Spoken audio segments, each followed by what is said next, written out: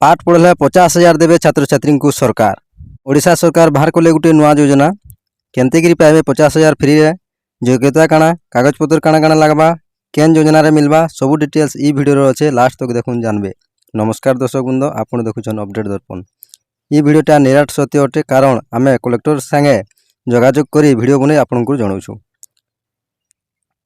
ओडिशा सरकार पढ़ा छात्र छात्री को जनक 50,000 लेखन देवे।